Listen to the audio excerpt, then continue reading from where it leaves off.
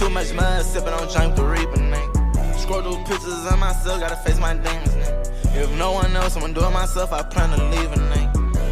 Front on, I'm gon' lead on my own. Hustlin', ballin', got it right now, I'm strong. Yo, what it do? It's your boy Kavis TV, man. We back with another video. We back with another reaction. In today's video, we got how bad was Michael Jordan at baseball. Y'all know how he was the GOAT basketball.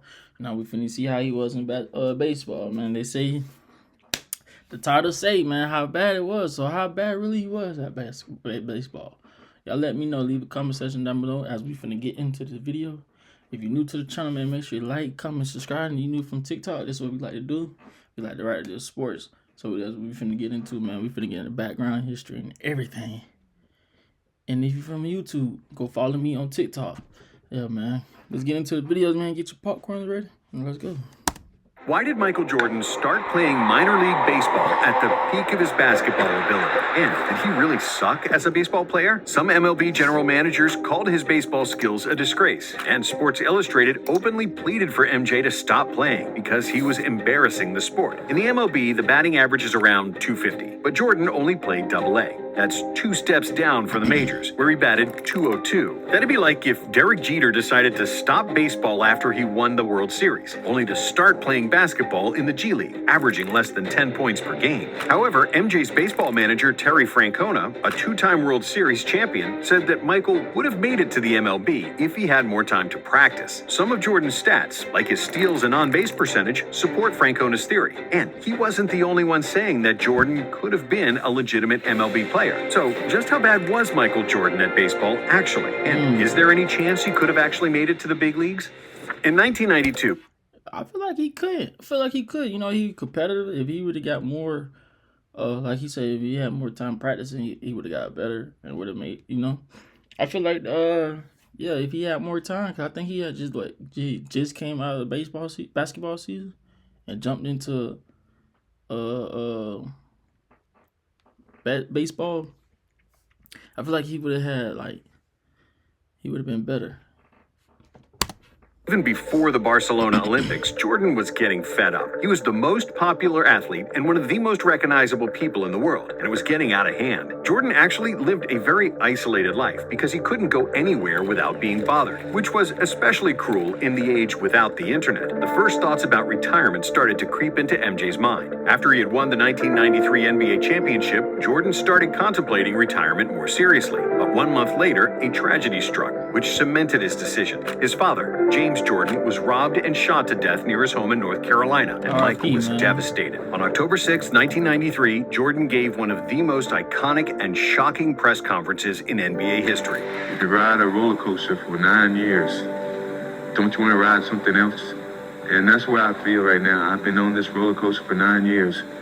It's just time for me to ride something else. The world couldn't believe it. How could Jordan lose his passion for basketball when he was the embodiment of passion in the NBA? But the heavy burden of fame and his father's passing killed his joy for basketball. He'd already won everything and proven that he was the best, and that was it for Michael. Of course, there is the infamous conspiracy theory that Jordan was actually suspended by the NBA because of his gambling addiction. The NBA indeed had launched an investigation into Jordan's betting trips in the summer of 1993 after the Bulls' 3rd title. One of the key people in the investigation was Richard Askinas, who claimed that Jordan owed him more than $500,000 from golfing bets. Another key witness was a convicted drug dealer, Eddie Dow, who had checks from Jordan worth more than $100,000, which proved that MJ wasn't always careful with who he was hanging out with. When Jordan announced his retirement from basketball, the league suspended its investigation, announcing that nothing had been found to implicate that Michael was betting on basketball. Conspiracy theorists interpret these events as an agreement between Jordan, his manager David Falk, league commissioner. Yeah, I feel like if you ain't betting on basketball, don't. It doesn't matter what you should bet on. I mean, I'm not betting on my team. I'm not betting on myself. I'm not betting on this team or NBA. So it shouldn't matter what I bet on. We playing cards. We going golfing. All right. I got $20 on this hole. You know, come on, man. Stern and Bulls owner Jerry Reinsdorf, according to which MJ would be absent from the NBA to preserve his and the league's image. In whatever version you want to believe, Michael was officially retired, and after several weeks, he approached Bulls owner Jerry Reinsdorf, who also owned the White Sox, that he wanted to start training to play baseball. So Reinsdorf made a call, and MJ started putting in work in the batting cage. After a few weeks, his workouts got more serious, and the word got out that Michael was considering a baseball career. MJ's agent, David Falk, received an offer from the Oakland A's, who promised Jordan a roster spot in the spring. But Michael didn't want to take any shortcuts, and he was loyal to Reinsdorf. And then, on February 7, 1994, the White Sox announced that they signed Jordan to a minor league contract 10 days before MJ's 31st birthday. It was his father's dream for Michael to start playing baseball, a game they both loved, and MJ was finally fulfilling his late father's dream. Jordan started working with the famous White Sox hitting coach Walt Hriniak, which was the equivalent of an elementary school student taking advanced calculus. Jordan hadn't played baseball in 15 years and didn't have the slightest understanding of major league hitting. He didn't even know the difference between a two-seam fastball and a four-seam fastball. Jordan started slowly in spring training games, which was to be expected because, as they say, the hardest thing to do in sports is hit a baseball. No amount of swings in the cages against a pitching machine or batting practice pitcher could have possibly prepared him for live major league caliber pitchers. However, it wasn't like Jordan made a complete fool of himself and couldn't at least hang with the pros. On April 7th, in a Windy City Classic exhibition game against the Cubs at Wrigley Field, Michael went 2 for 5, which was certainly the brightest moment up to that point. There's another hit. A drive down the third baseline. Michael Jordan has tied up the ball game.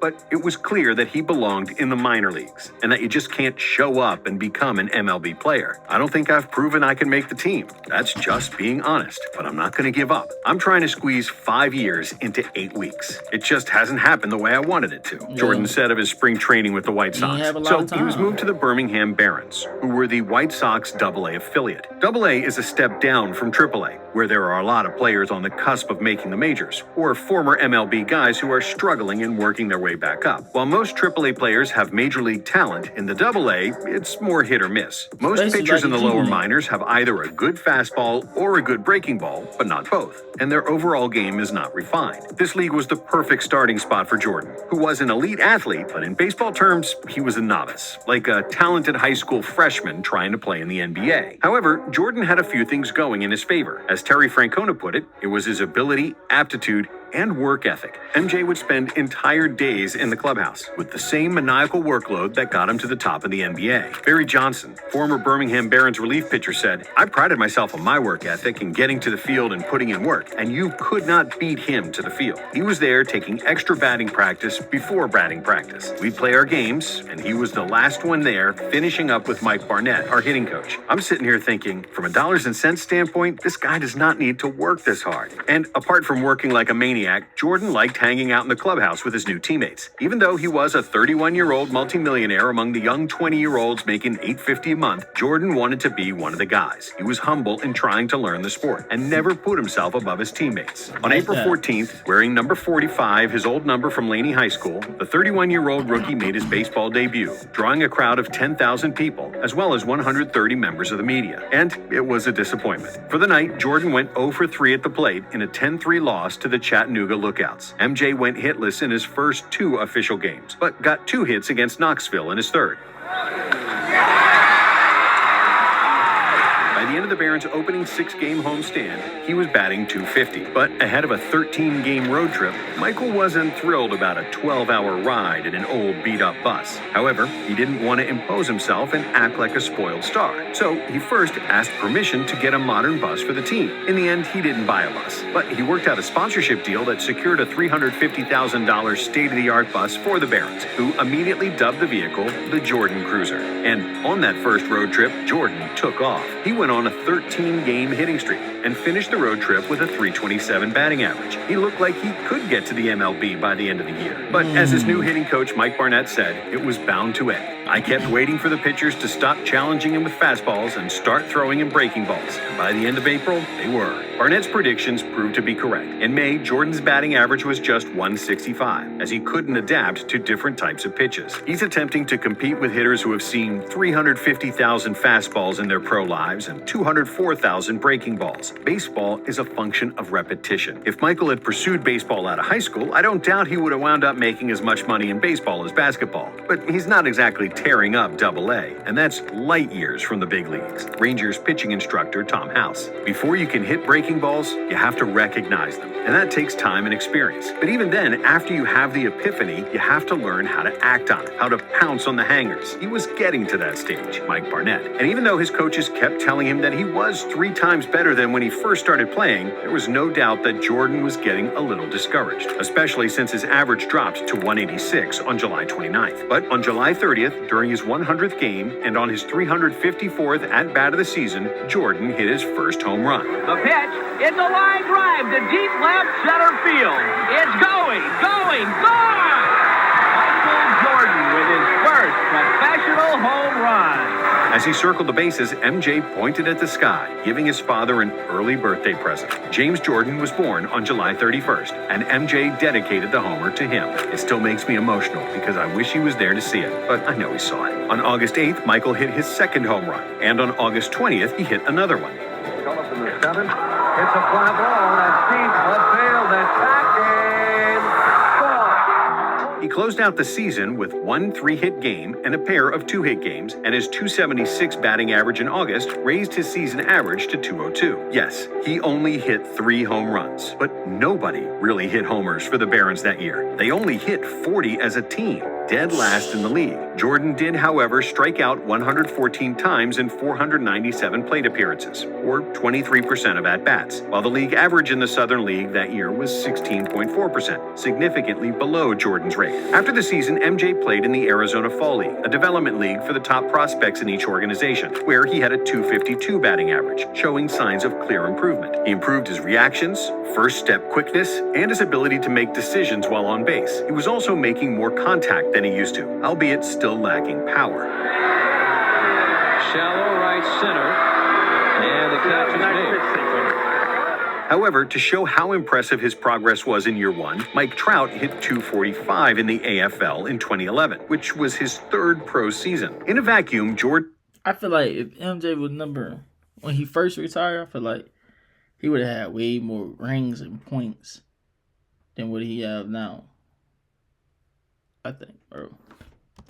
Numbers didn't look flattering, but when you count his lack of experience, he was actually far better than you would expect. Jordan showed a knack for driving in runs, a good understanding of the strike zone, stealing bases, and defense in the outfield. But MJ still needed more experience. He needed at-bats to see more types of pitches. And while his 23% strikeout rate doesn't look that bad by modern standards, bear in mind that he wasn't hitting the ball with power, as he was just trying to survive and make any sort of contact with the bat. And the biggest reason for this was his body. The physical demands of baseball and basketball are so different that it's extremely difficult to play both at a high level. In basketball, long arms and legs are valued tools to help you block shots, clog passing lanes on defense, and shoot over opponents on offense. But when it comes to baseball, long limbs are really only beneficial for pitchers who use that extra length to increase momentum and throw harder. That's why the vast majority of baseball-basketball crossovers are pitchers. Jordan's Chicago Bulls teammate Scott Burrell was once a first-round pick for the Seattle Mariners. Milwaukee Bucks' Pat Connaughton was a highly regarded pitcher at Notre Dame before he chose to play basketball full-time. Hall of Fame pitchers like Robin Roberts, Sandy Koufax, and Bob Gibson all played high-level college or pro basketball, while Basketball Hall of Famer Dave DeBusschere played for the White Sox for parts of 2 seasons. For a position player, having long limbs carries a few benefits. Great hitters tend to be compact, generating bat speed and power with relatively short swings. A great example of this is Danny Ainge, who played 3 seasons of pro baseball before getting selected by the Celtics in the '81 NBA draft. In fact, in all of MLB history,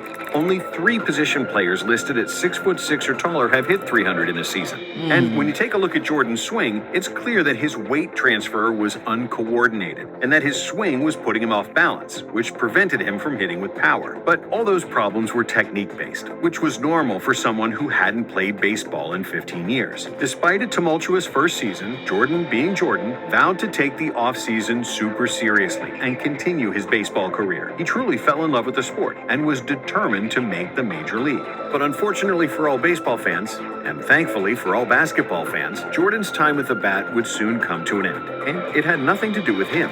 Well, it is now official. No more regular season, no extended version of the playoffs, and for the first time since 1904, no World Series, Brendan. Due to the longest strike in MLB history, during which the entire 1994 postseason and the World I never knew this happened. Never knew that. Series had been canceled, spring training in 1995 opened without the major league players. As the strike lingered, MLB owners began making arrangements to start the season with replacement players. But Jordan never wanted to make the MLB like that. He knew that it wasn't his fight and all the negative publicity he would get. So, on March 2nd, 1995, Jordan left camp and was out of baseball for good. And while he was still waiting to see if the basketball season would start, he started stopping by the Bulls practice facility. First to shoot a little, then to lift weights, then play a little one-on-one. His competitive juices started flowing again, and on March 18th, he sent the most famous fax message in the history of sports. I'm back. I'm back. That's all Jordan said on Saturday. That was really all Jordan needed to say as his 17-month retirement came to an end.